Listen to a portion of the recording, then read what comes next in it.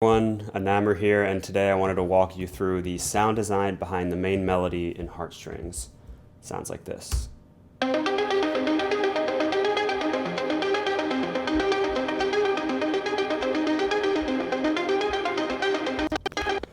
So normally, the sound design in a certain melodic element has a lot to do with the synth settings, but in this case, the sound design was almost completely on the processing side, so the plugins after the fact. So I thought it was a unique opportunity to share. So I'm going to undo, or disable rather, all of the extra plugins, and we'll go through each one of these. But I just want to give you an idea of where the sound started, and that is...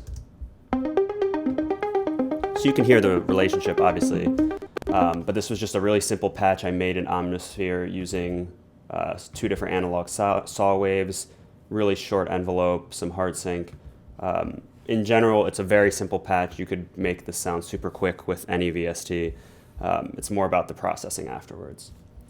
And the first thing is D16 Decimort. Right off the bat, you can hear this makes a big difference. So Decimort is a bit crusher. It's one of my favorite plugins. I use it all the time. It adds a certain crunchiness and sparkle and distortion like most bit crushers, but it has a ton of extra features that make it really nice for automating.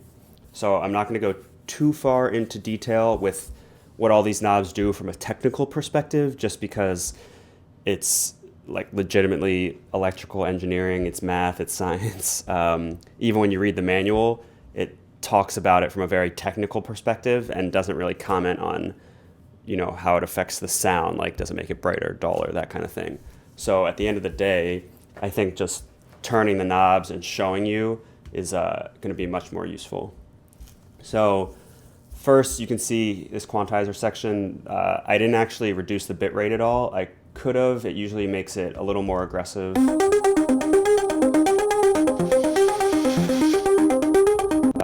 It's useful sometimes. For this case, I didn't really use it. The preamp, I love all of Decimort's plugins because their preamps just have the nicest distortion. So I cranked this one pretty hard and then reduced the output volume respectively so that we're gain staging a little bit. In fact, it looks like I even made it quieter using the plugin.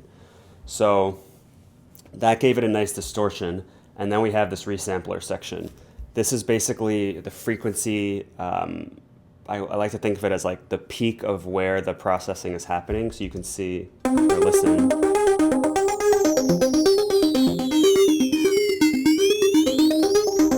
I think that's has to do with like the Nyquist frequency of it, where if you're looking at the bell curve of where the harmonics are, this is like the center of that, I believe. The jitter is basically random movements from that point. So with no jitter, it's a lot cleaner.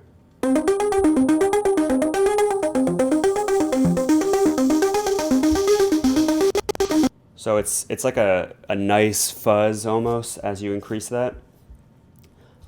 These two filters here, the approx filter and the images filter, are basically ways to control the harmonics before and after the resampler.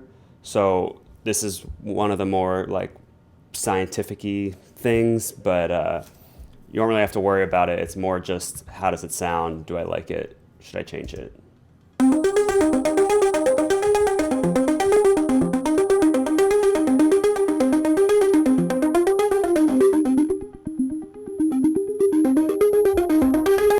So as you can see, it does make a pretty significant difference.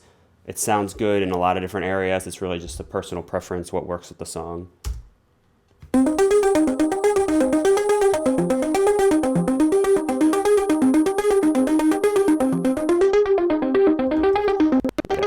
So that's that. Now, the real magic, especially with the song, I think, is in the filter.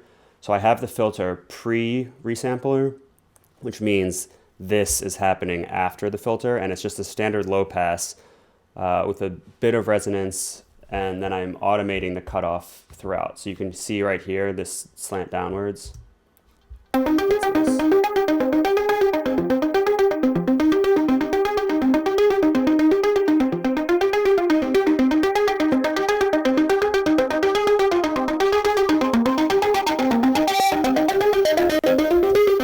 So as you can see, you can get pretty nasty with the resonance, and it makes just a nice filtered, like a driven filter sound, which I think is better than actually putting a filter on before or after the plugin, because it's all integrated and you can choose whether it's pre or post. So if it sounds, let's see how it sounds post resampler. Yeah,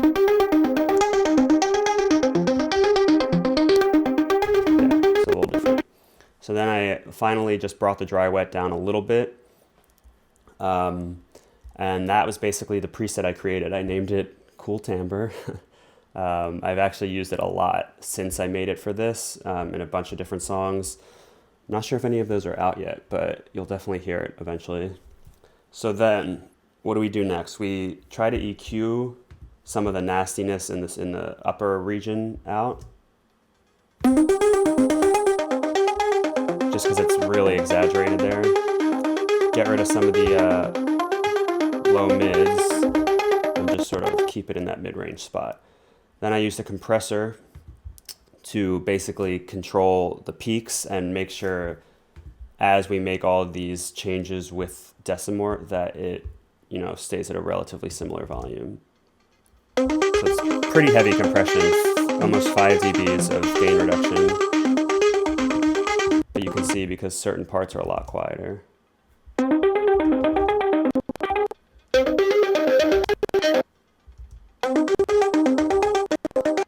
Yeah, so I'm actually kind of smashing the compressor the whole time, but I think it gives you that in-your-face, feeling where it's just the, center of attention. It's always going to be loud. So then we go to the Transient Designer. For this, I think I just added a little bit of attack and brought the sustain down, so almost, fighting against this compressor a tiny bit, but just shortening it up, making it a little pluckier. Then we have Little Altar Boy, and this one was really interesting because it's one of the few plugins that I know of that is pitch changing that also has a dry wet, so you can blend in an octave higher, for example, which is what I did. So to increase the tension and the energy during the breakdown, you can see I'm automating the dry wet of Little Altar Boy up, so you'll hear it starts to have like a second octave above it.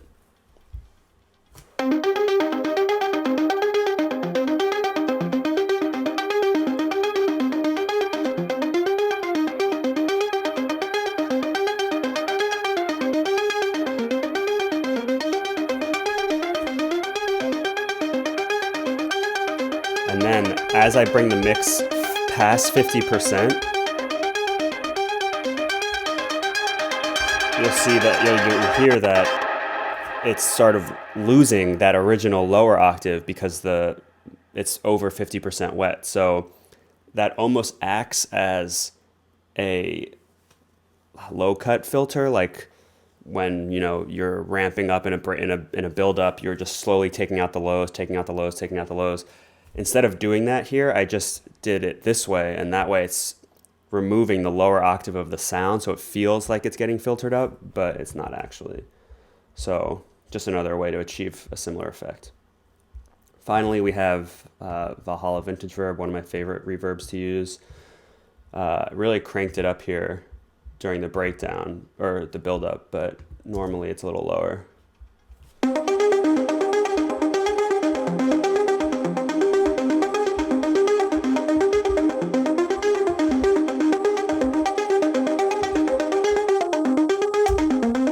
Okay, so that covers for the actual input channel. So what I like to do sometimes when I am using a lot of CPU intensive plugins, or if I'm going to sidechain later on, I'll route the actual MIDI channel. So you'll see right here, I have it routed to FX Melody, which is this, and this is just an audio channel. So then you turn it to input, and now this is receiving the audio from here. So I can do further processing and then freeze this, and then it won't actually prevent me from adding more plugins. So I freeze it, it lowers the CPU, and then I can sidechain later on and add more. So I also added a low pass filter here just to bring some dynamics into it. Did some further EQ of that like nastiness up top, and then some sidechain. So that's pretty much the sound design for that arpeggio. A lot of the harshness, the grit, the filter resonance, all of that is coming from Decimort, not from the synth itself. So it's just a kind of an example of, you know, some unconventional sound design techniques where you might not actually need to do so much on the synth itself. In fact, you know, it could have been like an audio loop that I edited completely with Decimort later on. However, there was a bit of envelope changing, which, you know, can't really get that any other way. But overall, I think the majority of the sound came from the processing later on. So I hope this little behind the scenes was educational for you. The track is out now, and I've even made the extended mix available for free download. Just click the link below.